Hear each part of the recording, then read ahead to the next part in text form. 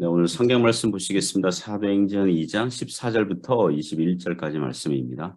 베드로가 열한 사도와 함께 서서 소리를 높이 이르되 유대인들과 예루살렘에 사는 모든 사람들아 이 일을 너희로 알게 할 것이니 내 말에 귀를 기울이라. 때가 제 삼신이 너희 생각과 같이 이 사람들이 취한 것이 아니라 이는 곧 선지자 요엘을 통하여 말씀하신 것이니 일러스되 하나님이 말씀하시기를 말세 내가 내 영을 모든 육체에 부어주리니 너희의 자녀들은 예언할 것이요 너희의 젊은이들은 환상을 보고 너희의 늙은이들은 꿈을 꾸리라. 그때 내가 내 영을 내 남종과 여종들에게 부어주리니 그들이 예언할 것이요 또 내가 위로 하늘에서는 기사를 아래로 땅에서는 징조를 베풀리니 곧 피와 불과 연기로다. 주의 크고 영화로운 날이 이르기 전에 해가 변하여 어두워지고 달이 변하여 피가 되리라. 누구든지 주의 이름을 부르는 자는 구원을 받으리라 하였느니라. 네, 오늘 성경 말씀은 베드로의 오순절 설교, 베드로의 오순절 설교 1 이런 제목으로 하나님의 말씀 증거하겠습니다. 오늘 본문에는 오순절날 베드로가 행한 설교가 나옵니다. 그 사도행전 전체를 보면요, 그 베드로의 설교 또는 연설이 9개가 나오고 또 사도 바울이 8개가 나와요. 스데반과 야고보가 그 설교 또는 연설이 각각 1개 나옵니다. 사도행전 전체 분량에서 사도와 제자들의 연설, 설교 분량이 전체 약 4분의 1 정도 돼요. 영어로 보면 X라고 그러거든요. 사도행전 X라고 그러는데 어떤 분들은 이 4분의 1 분량이 연설, 설교들이기 때문에 어드레스, 주소 또는 연설, 이 어드레스라고 해야 된다. 뭐 이런 좀 약간의 조크 있습니다. 사도행전에 등장하는 설교와 연설 등은 전체 설교문 그대로 다 수록한 것이 아니라 요약이라고 보시면 돼요. 요약본이에요. 요약본. 오늘 베드로의 설교도 보통 속도로 읽으면 뭐 1분 30초에서 3분이면 다 읽거든요. 다른 사도들의 설교 내용들도 분량이 대동소이해요. 사도행전 2장 40절에서는 또 여러 말로 확증하며 권하여 이르되, 그러니까 설교 내용 이외에도 사도들이 많은 내용을 가르쳤다는 것을 암시하고 있습니다. 혹자는 사도행전을 기록한 이 누가의 상상력으로 만든 내용 아니냐 이렇게 의심을 품어요. 이런 설교의 내용들이. 왜냐하면 설교할 당시에 누가는 없었잖아요. 하지만 누가는 누가복음 1장에서도 밝혔듯이 그 모든 일을 근원부터 자세히 미루어 살폈다 이렇게 얘기하거든요. 당연히 누가는 당시 생존하던 베드로를 만나서 인터뷰했을 것이고 바울도 인터뷰했을 것이고 어느 회당에서 이런 설교를 이러이러한 주제로 했습니다. 그러면 그거에 대해서 이제 기록하고 요약을 할 수 있는 거죠. 그리고 실제로 누가는 사도 바울의 설교를 그 현장에서 직접 듣고 경험하기도 했었고요. 그리고 예루살렘 교회 지도자 야고보도 만났을 것이고 이미 순교당한 스데반은 없잖아요. 하지만 스데반의 설교를 들은 많은 목격자들이 있거든요. 다른 사도들의 증언과 목격이 있기 때문에 그들이 들은 내용을 듣고 요약을 했을 것입니다. 그래서 즉 베드로의 설교라면 베드로가 행한 실제 설교 내용이고요. 바울의 설교라면 바울이 행한 실제 설교 내용이라고 보시면 되겠습니다. 베드로의 설교는 사도행전 2장 14절부터 36절까지입니다. 이걸 한 3번에 걸쳐서 설교하려고 해요. 전체 베드로의 설교 구조는 오순절날 성령 강림 사건이 구약 요엘 선지서에 예언한 것처럼 되었고 구약 예언자 선지자들이 예언한 대로 된 사건이다. 그리고 시편 16편 다윗의 시를 인용하면서 예수께서 죽으시고 부활하신 그리스도이시다. 그리고 시편 110편을 인용하면서 예수께서 부활 승천하신 그리스도이시니까 너희는 회개하고 믿어라. 이런 내용으로 이루어져 있습니다. 오늘 몇 가지 교훈을 을 통해서 은혜를 나누려고 합니다. 첫 번째는 베드로가 사도들을 대표해서 설교해요. 베드로가 사도들을 대표해서 설교합니다. 120명 그 교인들을 대표해서 설교해요. 14절부터 16절 보시면 베드로가 11사도와 함께 서서 소리를 높여 이르되 유대인들과 예루살렘에 사는 모든 사람들아 이 일을 너희로 알게 할 것이니 내 말에 귀를 기울이라. 때가 제3신이 너희 생각과 같이 이 사람들이 취한 것이 아니라 이는 곧 선지자 요엘을 통하여 말씀하신 것이니 일렀으되. 베드로가 11사도와 함께 서서 소리를 높여 설교하기를 시작합니다. 그러니까 11사도는 그 옆에 가만히 있죠. 이제 베드로가 설교를 해야 되니까 같이 얘기하면 안 되잖아요. 그렇죠? 혹시 통역이 필요하면 뭐 말을 할 수 있겠지만 첫 번째를 보면 때가 제 3신이 그랬어요. 그 성경에 제 3시 그러면 더하기 6 하면 현재 시간입니다. 오전 9시. 어제 설교할 때 정오라고 했는데 수정합니다. 유대인들은 오전에는 관습상 술을 마시지 않죠. 술은 밤에 마시는 그 무엇이겠죠. 120명의 신자들이 외국어방을 하는 이유에 대해서 즉 성령께서 강림하신 사건을 구약 요엘 선지서 내용으로 설명을 이렇게 하는 것입니다. 베드로의 설교는 매우 성경 중심이고 성경 우선적인 설명이죠. 누가 저에게 목사님 좋은 설교는 어떤 설교입니까? 물어보신다면 사도들이 행한 설교를 본받으면 좋은 설교라고 말씀드리겠습니다. 설교는 설교자의 개인 주장을 펼치는 것이 아니라 성경을 풀어주고 설명하여 적용하는 것이 설교자의 임무라고 믿습니다. 두 번째 교훈은 오순절 성령 강림은 구약 예언의 성취 사건입니다. 17절, 18절 보시면 하나님이 말씀하시기를 말세에 내가 내 영을 모든 육체에 부어주리니 너희의 자녀들은 예언할 것이요 너희의 젊은이들은 환상을 보고 너희의 늙은이들은 꿈을 꾸리라. 그때 내가 내 영을 내 남종과 여종들에게 부어주리니 그들이 예언할 것이요. 이 내용은 요엘서 2장 28절 이하의 내용이거든요. 하나씩 보시면 말세에라고 시작합니다. 말세에. 구약 선지자들은 예수님의 초림과 재림을 겹쳐서 받고 이해했다고 보시면 돼요. 구약 시대의 말세는 이 세상 끝나는 어느 특정한 시간으로 이렇게 알았는데 신약에 와 보니 초림과 재림 사이에 시간이 들어있는 기간으로 이해를 하시면 됩니다. 그래서 흔히 오늘날 사람들이 현 시대의 타락한 사건을 보면서 이 세상 말세야 말세 이럴 때 말세는 세상 끝날 때 의 시간을 말하는 것인데 성경에서 말세 그러면 예수님의 초림과 재림 사이의 시간과 기간 이렇게 이해하시면 돼요.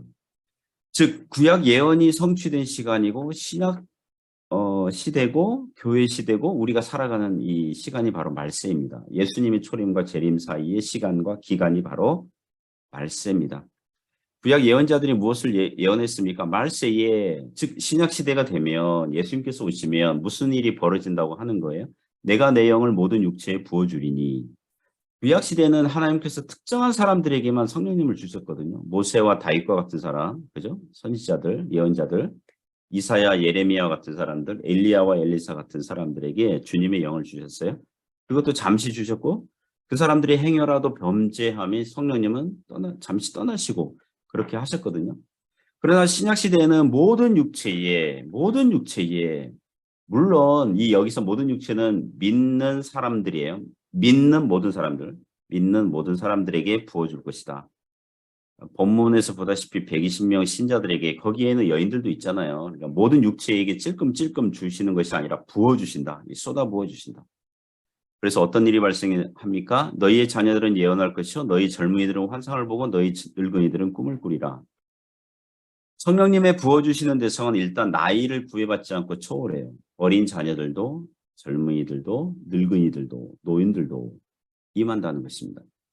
그래서 여기서 예언한다, 환상을 본다, 꿈을 꾼다. 이것은 구약시대의 예언자들이 하나님의 계시를 보고 사람들에게 알려줄 때 사용하던 방식이죠. 그죠? 하나님의 뜻을 알 때 사용되던 방식이에요. 즉 신약시대에는 모든 육체들, 나이와 상관없이 어린아이들, 노인에 이르기까지 얼마든지 하나님을 어떻게 할 수 있다는 거예요? 하나님을 알 수 있다는 것입니다. 하나님을 알 수 있다. 깊이 알 수 있다. 여기서 예언은 좁은 의미로 미래에 일어날 일들을 미리 안다. 그런 차원이 아니라 넓은 의미로 하나님을 알고 하나님을 알린다. 의미라고 할 때에 하나님이 어떤 분이신지를 안다. 하나님의 뜻이 무엇인지를 안다. 이럴 때에 신약시대 모든 성도들이 그런 의미에서는 예언자요 선지자라고 할 수 있습니다. 신약교회 성도들이 베드로전서 2장 9절 보면 왕같은 제사장이라고 했잖아요. 그죠? 모든 신약 성도들은 왕이요 제사장이라고 한다면 오늘 이 구절을 힘입어서 예언의 넓은 의미에서 하나님을 알고 하나님을 전하고 가르치는 면에서는 모든 신약 성도들은 예언자 또는 선지자라고 할 수 있어요. 물론 선지자 직분은 1세기에 끝났지만 이 넓은 의미에서는 모든 신자들이 하나님을 성경을 통해서 알기 때문에 성령께서 이 성경을 통해서 알려주시기 때문에 선지자, 예언자라고 할 수 있습니다.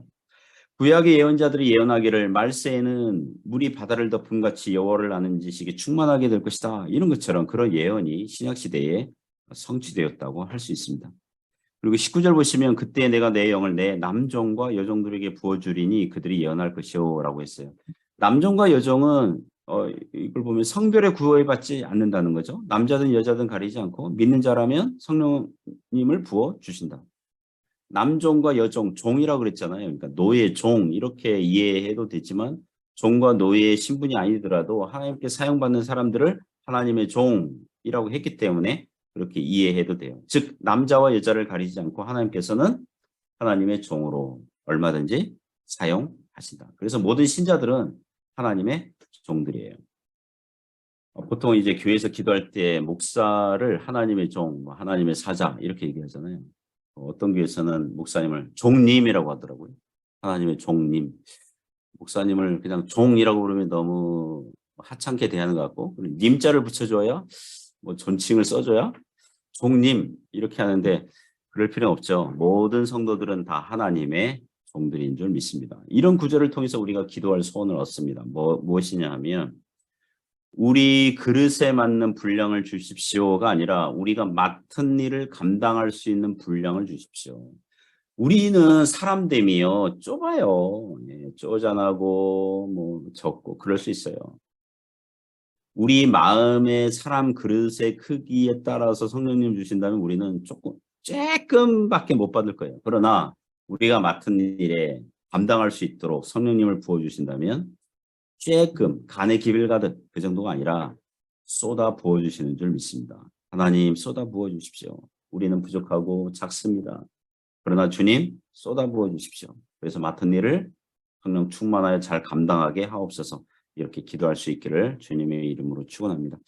세 번째 기원은 주님의 날은 심판의 날이자 구원의 날이기도 하다는 것입니다. 19절부터 21절 보시면 또 내가 위로 하늘에서는 기사를 아래로 땅에서는 징조를 베풀리니 곧 피와 불과 연기로다. 주의 크고 영화로운 날이 이르기 전에 해가 변하여 어두워지고 달이 변하여 피가 되리라. 누구든지 주의 이름을 부르는 자는 구원을 받으리라 하였느니라. 19절 보시면 위로 하늘에서는 기사, 이게 특이하고 아주 놀라운 일. 땅에서는 징조, 뭔가 비범한 일이 일어날 것을 예고하는 그런 일들을 베풀리니 곧 피와 불과 연기로다. 여러분 피와 불과 연기는 언제 발생하는 겁니까? 전쟁 나면 발생하는 거죠. 그죠? 전쟁을 지금 피와 불과 연기는 전쟁을 상징하는 메타포거든요. 은유들이거든요. 전쟁 나면 사람들이 죽잖아요. 그러니까 피를 흘리죠. 집과 건물이 불에 타잖아요. 그죠? 불 나죠. 불나니까 연기가 생기죠. 그래서 전쟁은 하나님의 심판과 재앙으로 구약 성경 시대에 종종 사용했습니다. 20절 보시면 주의 크고 영화로운 날이 이르기 전에 해가 변하여 어두워지고 달이 변하여 피가 되리라. 전쟁이 나서 대낮에 불에 타고 연기가 자욱하니까 해가 변하여 어두워지죠. 해 자체가 변한 게 아니라 사람들이 해를 볼 때에 연기에 가려져서 어두워지는 거죠. 사람들이 죽고 피가 많이 흐르니까 밤에는 달빛이 피의 반사가 돼가지고 그죠? 달이 변하여 피가 되리라. 달 색깔이 막 피 색깔 되고 막 그런 거죠. 즉 하나님의 최종 심판의 날, 주님 예수 그리스도의 재림의 날은 크고 영화로운 날이 될 것인데 믿지 않는 자들은 심판과 진노의 대상이 되고 저주를 받게 될 거라는 거예요.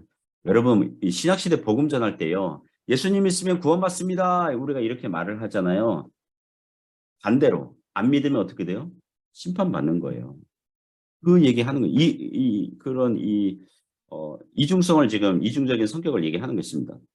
자, 그러나 믿는 자들은 어떻게 됩니까? 21절 보면 누구든지 주의 이름을 부르는 자는 구원을 받으리라 하였느니라. 하나님께서 심판을 행하시고 진노하시고 재앙을 내리신다는 말씀을 듣고 하나님이 너무하신다. 그게 아니라 그만큼 사람들이 하나님을 반역하고 불순종하며 살아서 심판을 받는다는 것을 알고 두려워하여 회개하고 돌아오면 될 일입니다.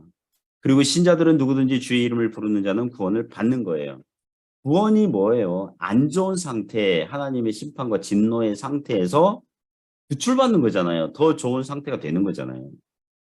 그래서 어떤 면에서는 구약의 선지자들이 복음을 나름대로 구약 스타일대로 구약 시대의 이미지들을 이 요엘 같은 경우에 사용해서 전한 거죠. 자, 누구는 성령의 부어주심을 경험하고 예언하고 꿈과 환상을 본다면 그것은 구원을 받은 증거이기도 하지만 그렇지 않은 자는 피와 불과 연기를 보게 되는 심판이 기다리고 있다는 것을 알아야 됩니다. 그래서 주님이 오시는 재림의 날은 믿지 않는 자들은 심판을 받는 날이지만 신자들은 동시에 구원을 최종적으로 받는 크고 영화로운 날이 될 겁니다. 사랑하는 성도 여러분, 우리는 말세 시대를 살아가고 있습니다. 신약 시대가 말세 시대예요. 예수님 언제 오실지 몰라요. 우리가 복음을 증거할 때에 믿는 자는 구원받습니다. 이럴 때에 안 믿는 자는 심판을 받습니다. 같이 말해줘야 됩니다. 그래서 오늘도 성령 충만하여 하나님을 알고 하나님을 증거하는 하나님의 예언자들로 주님의 남정과 여정들로 살아가시기를 주님의 이름으로 축복합니다. 기도하겠습니다. 하나님 아버지, 성령님 부어주셔서 주님 알게 하시고 회개하여 하나님의 종 되게 하시고 성령 충만하여 복음을 증거하는 이 신약 시대의 말세 시대에 살아가게 하심을 믿습니다. 우리에게 맡겨주신 일 잘 감당할 수 있도록 성령님 부어주시고 성령 충만하여 오늘도 믿음으로 살아가도록 붙잡아 주시옵소서. 예수님 이름으로 기도드립니다. 아멘.